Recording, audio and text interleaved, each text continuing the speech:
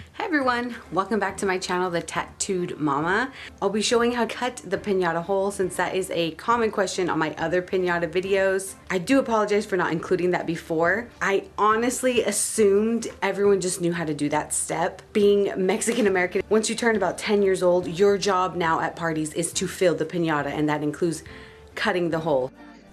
Just a side note, if you've already seen my how to make a Cocomelon pinata, then you're probably wondering why I have uploaded this part again.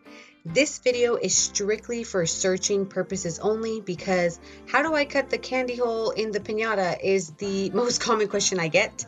So if you've already seen the other video, don't even bother watching this one. You already know how to cut the candy hole.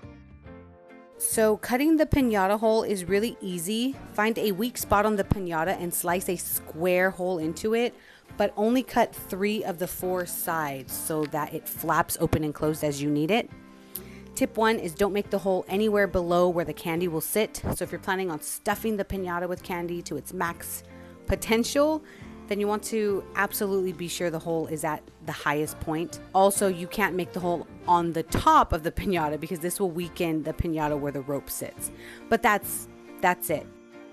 And that is all for cutting the candy hole. Please like this video because that helps me out so much with YouTube.